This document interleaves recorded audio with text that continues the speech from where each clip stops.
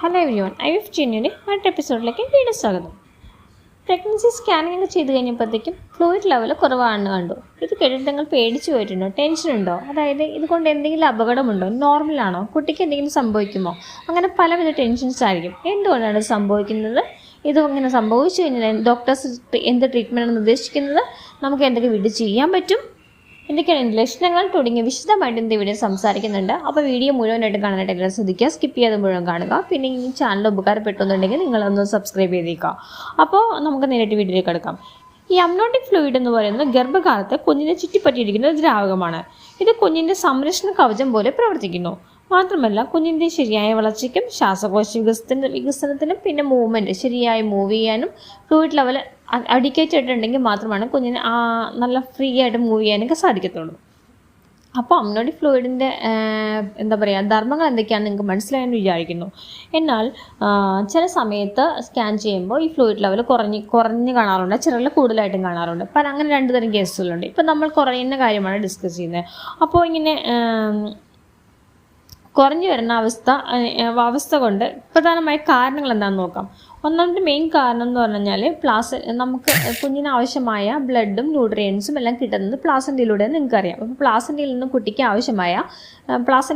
ആവശ്യമായ പ്രോട്ടീൻസും nutrients support ചെയ്യാനായിട്ട് കഴിയാതെ വരുന്നതാണ് ഒന്നാമത്തെ കാരണം എന്ന് പറഞ്ഞാൽ.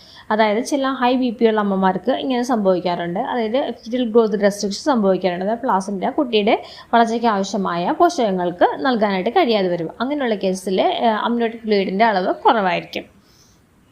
പിന്നെ രണ്ടാമത്തെന്ന് പറഞ്ഞു കഴിഞ്ഞാൽ നമുക്ക് രണ്ടാമത്തെ എന്ന് പറഞ്ഞു കഴിഞ്ഞാൽ ചിലപ്പം നമുക്ക് പറയാം, അതായത് പ്രിമച്വർ റപ്ചർ എന്ന് പറയും. ചില മെംബ്രെയിൻ പൊട്ടിപ്പോവുക, അങ്ങനെ എന്തെങ്കിലും സംഭവിച്ചു കഴിഞ്ഞാൽ ഫ്ലൂയിഡ് ലീക്കേജ് ഉണ്ടാകും. അങ്ങനെ വന്നു കഴിഞ്ഞാൽ ഉണ്ടാകാം. പിന്നെ മൂന്നാമത്തെ എന്ന് പറഞ്ഞു കഴിഞ്ഞാൽ യൂറിനറി പ്രശ്നങ്ങൾ.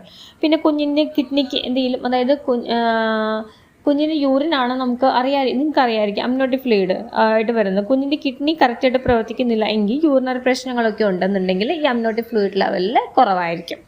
അപ്പോൾ ഇങ്ങനൊരു കേസ് വരുമ്പോൾ കുട്ടിയുടെ കിഡ്നി കൂടെ അസസ് ചെയ്യേണ്ടതായിട്ട് വരും. പിന്നെ നമുക്ക് ഡ്യൂ ഡേറ്റ് കഴിഞ്ഞിട്ട് 40 വീക്സ് കഴിഞ്ഞ ആൾക്കാരിലാണെങ്കിൽ അങ്ങനെയൊക്കെ വരുമ്പോഴത്തേക്കും ഡ്യൂ ഡേറ്റ് കഴിഞ്ഞിട്ടുണ്ടെങ്കിൽ ഫ്ലൂയിഡ് ലെവൽ കുറവായിരിക്കും. പിന്നെ ചില മരുന്നുകൾ ഉപയോഗിക്കുന്നതുകൊണ്ട് ഫ്ലൂയിഡ് ലെവൽ കുറവായിരിക്കും. അപ്പോൾ ഫ്ലൂയിഡ് ലെവൽ കുറയുന്നതിനുള്ള കാരണങ്ങളൊക്കെ മനസ്സിലായെന്ന് വിചാരിക്കുന്നു. ഇനിയിപ്പോൾ ഈ കാര്യങ്ങൾ എന്ത് തന്നെയാലും നമുക്ക് സിംറ്റംസ് ആണല്ലോ പ്രധാനം. എന്തൊക്കെ സിംറ്റംസ് ആണ് ഇങ്ങനെ ഫ്ലൂയിഡ് കുറയുമ്പോൾ കാണുന്നതെന്ന് നോക്കാം. സ്കാൻ ചെയ്യുന്നതിന് മുമ്പ് തന്നെ നമുക്കത് കണ്ടുപിടിക്കാൻ പറ്റുമോ? അങ്ങനെ എന്തെങ്കിലും ഉണ്ടെങ്കിൽ നമുക്ക് നേരത്തെ പരിഹരിക്കാൻ പറ്റുമോ? അങ്ങനെയൊക്കെ നമ്മൾ ചിന്തിക്കാറുണ്ടല്ലോ. അപ്പോൾ ഇങ്ങനെ ഫ്ലൂയിഡ് ലെവൽ കുറയുന്ന സിംറ്റംസ് ഒന്നാമതെന്ന് പറഞ്ഞു കഴിഞ്ഞാൽ ഫ്ലൂയിഡ് ലെവൽ കുറഞ്ഞു കഴിഞ്ഞാൽ കുട്ടിയുടെ മൂവ്മെൻറ്റ്സ് കുറവായിരിക്കും. രണ്ടാമത്തെ എന്ന് പറഞ്ഞു കഴിഞ്ഞാൽ കുട്ടിക്ക് വളർച്ച കുറവായിരിക്കും. പിന്നെ നമുക്ക് ചിലപ്പോൾ നല്ല വയറ് കുറവായിട്ടെന്ന് തോന്നും. പക്ഷേ എല്ലാ കേസിലും വയറ് കുറവെന്ന് പറഞ്ഞിട്ട് ഫ്ലൂയിഡ് ലെവൽ കുറവാണെന്ന് മിസ്അണ്ടർസ്റ്റാൻഡ് ചെയ്യാതിരിക്കുക കേട്ടോ. പിന്നെ നമുക്ക് നമുക്ക് വജൈന വഴി ഫ്ലൂയിഡ് ലീക്ക് ഔട്ട് ഉണ്ടാകാം. ഇതൊക്കെയാണ് പ്രധാന ലക്ഷണങ്ങൾ. ഇനി ഇങ്ങനെ വന്നു കഴിഞ്ഞാൽ നമുക്ക് എന്തൊക്കെ ഹോം റെമഡീസ് ആണ് ചെയ്യാൻ പറ്റുക എന്ന് നോക്കാം. ഒന്നാമതെന്ന് പറഞ്ഞാൽ നമുക്ക് ധാരാളമായിട്ട് ആവശ്യത്തിന് വെള്ളം കുടിക്കുക. പിന്നെ അതായത് ഒരു ദിവസം 2.5 മുതൽ 3 ലിറ്റർ വരെ വെള്ളം കുടിക്കുക. പിന്നെ നമുക്ക് ഇടതുവശം ചേർന്ന് കിടക്കാനായിട്ട് ശ്രദ്ധിക്കുക. ആരും സ്ട്രെയിറ്റ് ആയിട്ട് കിടക്കാതിരിക്കും. ഇടതുവശം ചേർന്ന് കിടക്കുമ്പോഴത്തേക്കും നമുക്ക് പെൽവിക് റീജിയനിലേക്ക് ആവശ്യത്തിന് ബ്ലഡ് ഫ്ലോ കിട്ടും. കുഞ്ഞിന് ആവശ്യമായ രക്തപ്രവാഹം കിട്ടുകയും ചെയ്യും. പിന്നെ ഡോക്ടർമാർ പറയുന്ന സ്കാനിങ് മെഡിസിൻസ് എല്ലാം കൃത്യമായിട്ട് ചെയ്യുക. പിന്നെ കുട്ടിയുടെ മൂവ്മെൻറ്റ് നമ്മൾ കൃത്യമായിട്ട് കൗണ്ട് ചെയ്യും. എന്തെങ്കിലും മൂവ്മെൻറ്റിൽ കുറവ് വന്നു കഴിഞ്ഞാൽ പെട്ടെന്ന് തന്നെ ഡോക്ടറെ കാണാനായിട്ട് ശ്രദ്ധിക്കുക. അപ്പോൾ ചിലപ്പോൾ അഡ്മിറ്റ് ചെയ്ത് ചികിത്സ വേണ്ടി വരാം. ചിലപ്പോൾ നേരത്തെ ഡെലിവറി ഡോക്ടർ സജസ്റ്റ് ചെയ്തേക്കാം. അത് ഓരോ കേസും ഡിഫറെൻ്റ് ആണ്. അങ്ങനെ തന്നെയാണ് കേട്ടോ. അപ്പോൾ അതുകൊണ്ട് ഡോക്ടറാണ് ഡിസൈഡ് ചെയ്യുക. പിന്നെ ഇങ്ങനെ വന്നു കഴിഞ്ഞാൽ ലോ ഫ്ലൂയിഡ് വന്നു കഴിഞ്ഞാൽ എന്തൊക്കെ റിസ്ക് ആണെന്ന് കൂടെ നോക്കാം. അതായത് ഫ്ലൂയിഡ് ലെവൽ വളരെ കുറവാണെന്നുണ്ടെങ്കിൽ കുഞ്ഞിൻ്റെ വളർച്ചയ്ക്ക് അത് സൃഷ്ടിക്കും. ഞാൻ ആദ്യം തന്നെ പറഞ്ഞ ഫീറ്റൽ ഗ്രോത്ത് റെസ്ട്രിക്ഷൻ ഉണ്ടാകും. അതായത് പ്ലാസൻ്റയ്ക്ക് ആവശ്യമായ കുഞ്ഞിന് ആവശ്യമായ ന്യൂട്രിയൻസും സപ്പോർട്ട് ചെയ്യാൻ പ്ലാസൻ്റയ്ക്ക് കഴിയുണ്ടാവില്ല. അപ്പോൾ ഫീറ്റൽ ഗ്രോത്ത് റെസ്ട്രിക്ഷൻ ഉണ്ടാകും. പിന്നെ കോഡ് കംപ്രഷൻ ഉണ്ടാകാം.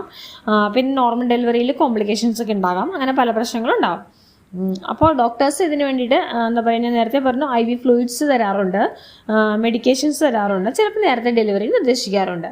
അപ്പോൾ ഇതൊക്കെയാണ് ഇതിനുവേണ്ടി ഡോക്ടേഴ്സ് ചെയ്യുന്ന ഒരു കാര്യങ്ങൾ. പിന്നെ ഓരോ കേസും അപകടകരമല്ല. അപ്പോൾ ചില കേസിൽ IV ഫ്ലൂയിഡ് ഇട്ടാൽ തന്നെ അല്ലെങ്കിൽ നമ്മൾ ആവശ്യത്തിന് വെള്ളം കുടിച്ചാൽ തന്നെ തീരാവുന്ന പ്രശ്നം ഉണ്ടാവുള്ളൂ. പക്ഷേ ഓരോരുത്തരും ഇൻഡിവിജ്വൽ കേസസ് ആണ്, അത് ഡോക്ടേഴ്സാണ് തീരുമാനിക്കുക. അപ്പോൾ ശരിയായ സമയത്ത് കണ്ടെത്തി കഴിഞ്ഞാൽ ശരിയായിട്ട് മാനേജ് ചെയ്യാൻ കഴിയും. നമുക്ക് റിസ്ക്കും കുറയും, അമ്മയും കുഞ്ഞും സേഫായിട്ടിരിക്കുകയും ചെയ്യും. നമുക്ക് പ്രധാനം അത് തന്നെയാണല്ലോ. അപ്പോൾ അതുകൊണ്ട് നിങ്ങൾ എന്താ പറയുക, കുട്ടിയുടെ മൂവ്മെൻറ്റ് എപ്പോഴും ശ്രദ്ധിക്കുക. മൂവ്മെൻറ്റ് എന്തെങ്കിലും കുറവുണ്ടെങ്കിൽ നമുക്ക് ഡോക്ടറെ എമർജൻസി ആയിട്ട് കാണേണ്ട അത്യാവശ്യമാണ്. പ്രഗ്നൻസിയിൽ അമ്മയും കുഞ്ഞും സേഫായിട്ടിരിക്കേണ്ടത് ഇരിക്കാൻ വേണ്ടി ഇങ്ങനെയുള്ള കാര്യങ്ങൾ ശ്രദ്ധിക്കുക. അപ്പോൾ നിങ്ങൾക്ക് ഈ വിവരങ്ങൾ ഉപകാരപ്പെട്ടെന്നുണ്ടെങ്കിൽ പ്രഗ്നൻ്റ് ആയിട്ടിരിക്കുന്ന അമ്മമാർക്കൊക്കെ വേണ്ടിയിട്ട് ഒന്ന് ഷെയർ ചെയ്ത് കൊടുക്കാം. പിന്നെ ഗർഭകാല സംരക്ഷണ ടിപ്സുകൾക്ക് IVF, ഇൻഫെർട്ടിലിറ്റി, അങ്ങനെ എല്ലാ സംബന്ധമായ വീഡിയോകൾ ഈ ചാനലിൽ വരുന്നുണ്ട്. അപ്പോൾ നിങ്ങൾക്ക് അതൊക്കെ വേണമെന്നുണ്ടെങ്കിൽ ഈ ചാനൽ സബ്സ്ക്രൈബ് ചെയ്തേക്കാം. അപ്പോൾ ഓക്കെ, അപ്പോൾ താങ്ക് യു ഫോർ വാച്ചിങ്.